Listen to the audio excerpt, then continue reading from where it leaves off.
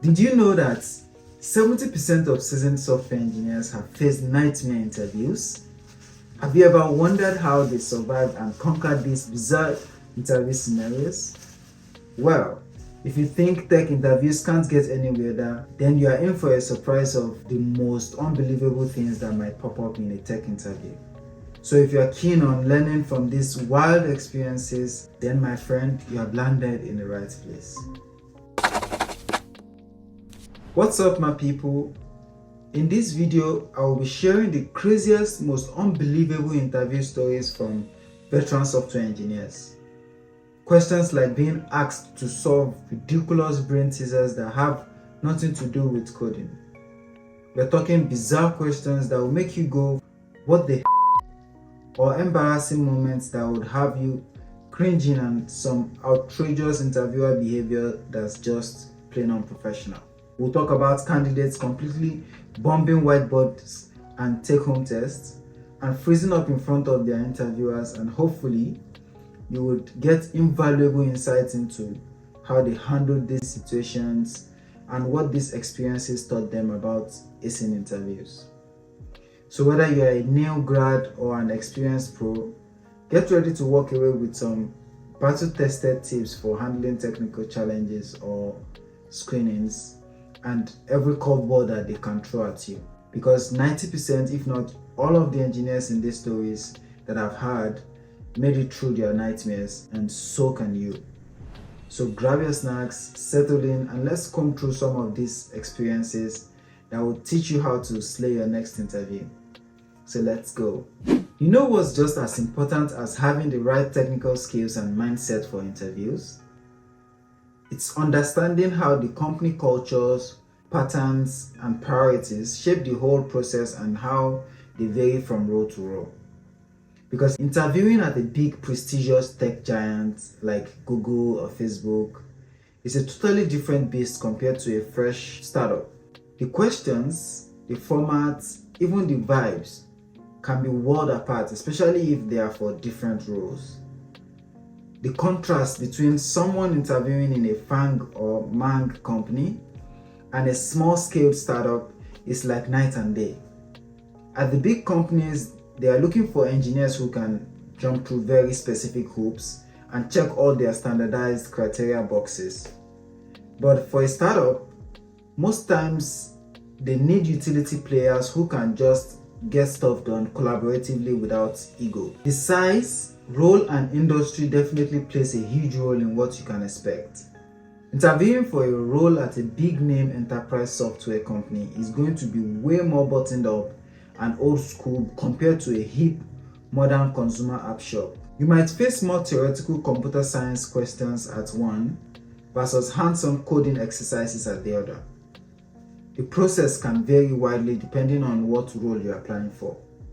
So whether you're gunning for a front-end, back-end, DevOps, or mobile role, the technical focuses and priorities are going to shift. So the stages of interviews, or what one team grills you on during interviews, might be totally different than another's approach. The point is, while there's certainly overlap in the general interview process and coding skills assessed, you can't approach interviews with a one-size-fits-all strategy. Researching a company's culture, size, history, role-specific processes, and industry is just as critical as practicing lead code problems. Knowing what to expect from their interview process can make or break your whole strategy and whether you are truly a good fit on both sides. Knowing the specific roles, responsibilities, and core competencies is crucial for focusing your preparation in the right areas. Otherwise, you could get caught off guard by curveballs you never saw coming, and you could just be wasting each other's time, right? So I can't stress this enough. My first tip here is do your research. Okay, now do you know what's maybe worse than being asked to reverse a linked list on a whiteboard? It's being asked a question that has absolutely nothing to do with coding or the job you're interviewing for. I've heard so many stories that will make you question whether some interviewers are living on another planet. I mean, how do you join a call thinking you are interviewing for a front-end role, But then the interviewer drops this basic brain teaser as the first question, like, you have a fox, typical kind of question. So he says, you have a fox, a chicken, and a sack of grain, and you need to get all three across a river. But your boat can only hold you and one other thing, right? If you leave the fox and the chicken alone, the fox will eat the chicken. If you leave the chicken and the grain alone, the chicken will eat the grain. How do you get all three across? This, my friend, was just staring at the guy thinking, what does this have to do with React or JavaScript, right? But he had to think fast though. So he started walking through different scenarios and eventually couldn't think of the solution that worked, but he talked through his thought process. Apparently they were trying to test his problem solving skills. But with a trick question, that's just mental, right? The sad part is, this kind of bizarre mind-bending questions used to be really common in interviews, especially at big companies. It was like a hazing ritual to see how candidates handled curveballs and stress. While that's become less common nowadays, or acceptable even, you still can't let your guard down. So I think one needs to come up with a generally acceptable system to approach any problem that can help you navigate any question. And this will make it clear that you have a system to solving problems, even if you don't solve the problem.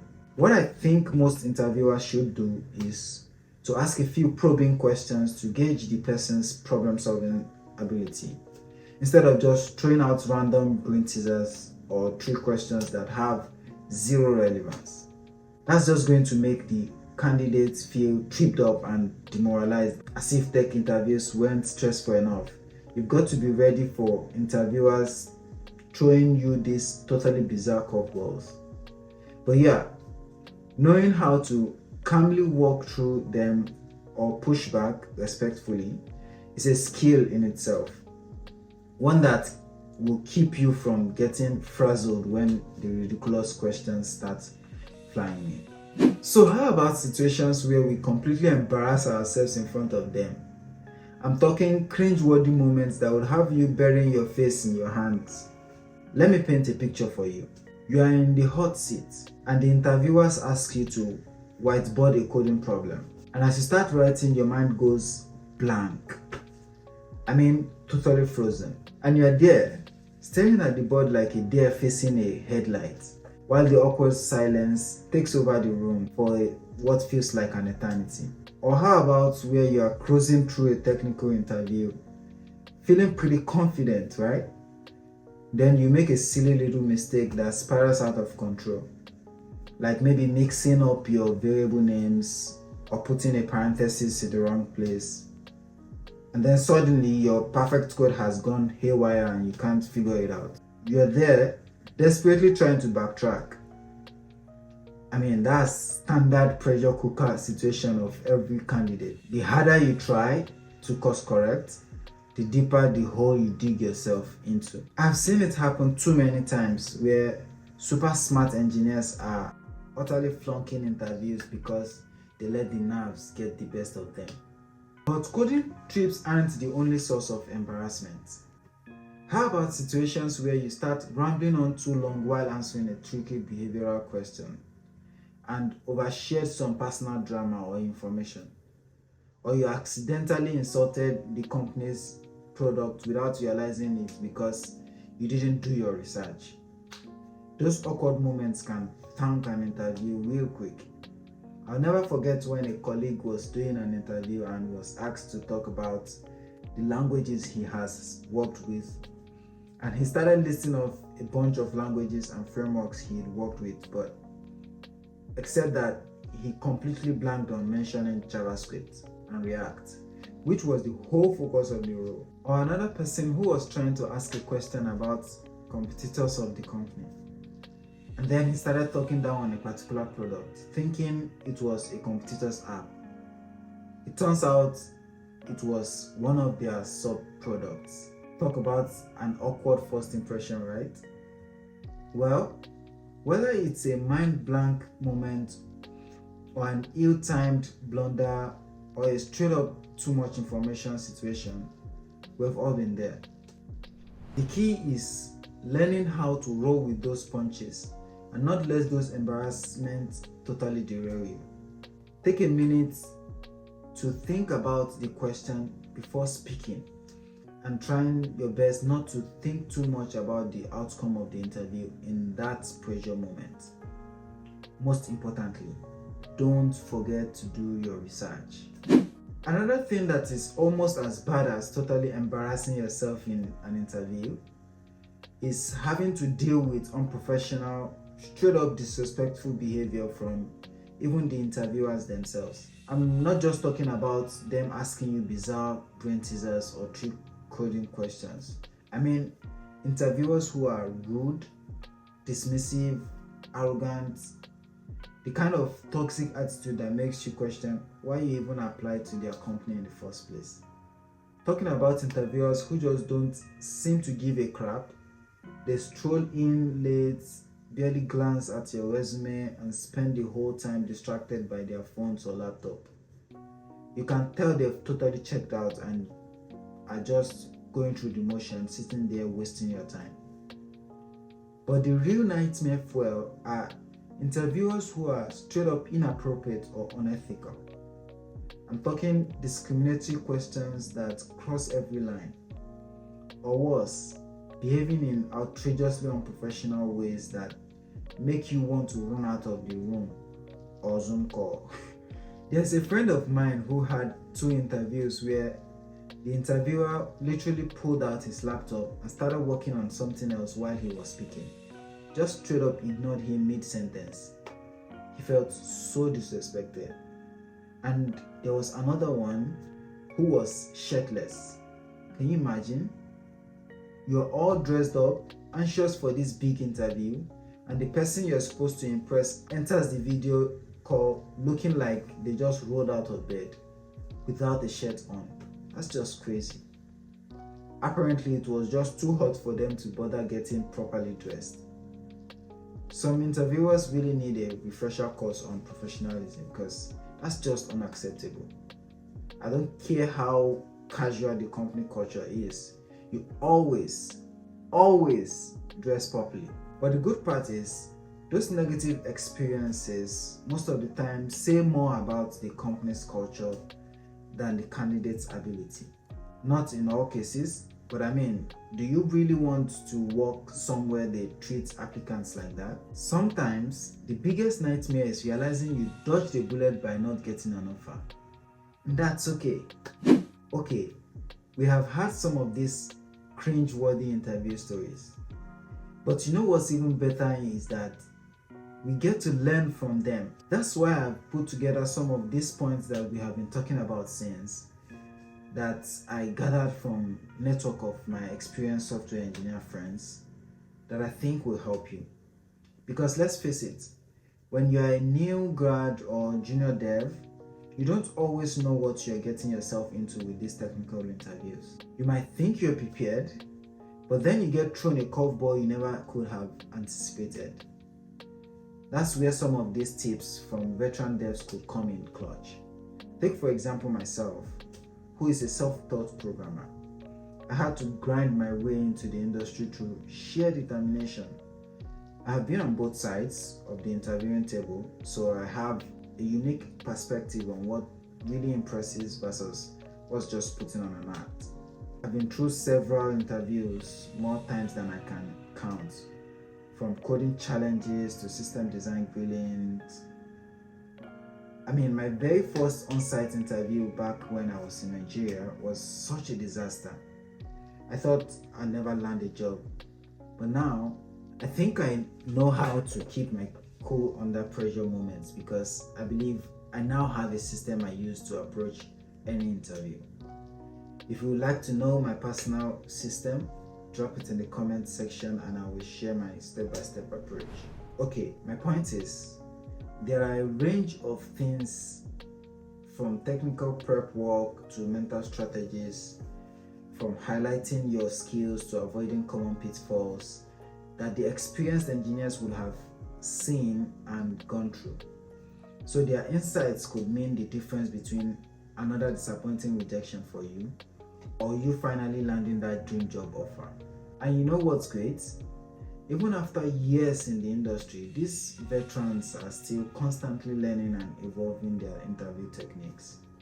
Because just when you think you have got it all figured out, some crazy new trend or challenges emerge to keep you on your toes. So whether you are a fresh bootcamp grad or a mid-level developer looking to level up, there's always more to learn when it comes to nailing these technical interviews. The unique perspective and lessons from the experienced pros could be exactly what you need to finally break through. So get yourself a mentor and share your experience with them, and they can give you pointers on how to handle some of these situations.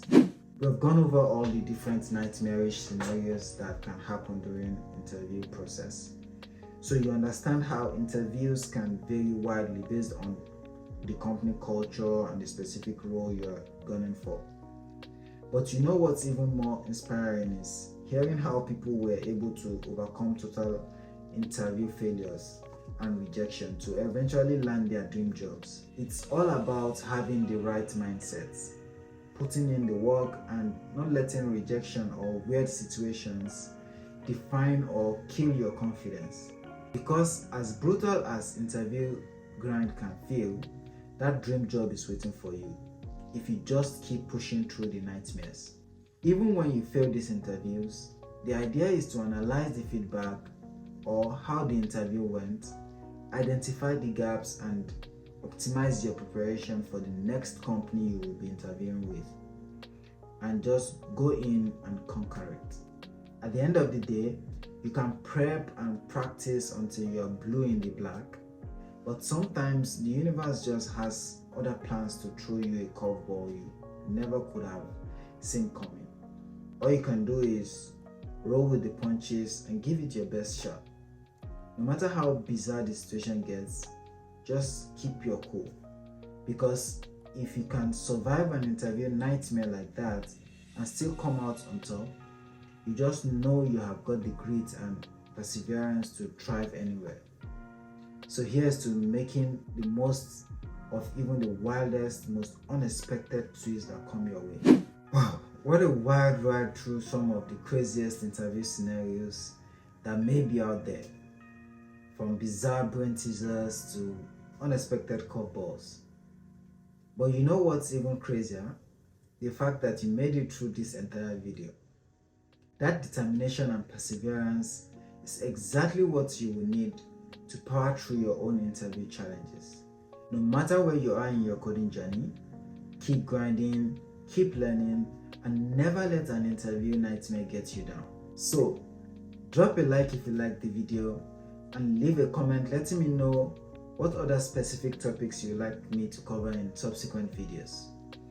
Don't forget to share your own experiences in the comments below, and be sure to smash that subscribe button and notification bell so you never miss another value-packed video from me. Thanks for watching, and I'll see you in the next video. Assalam.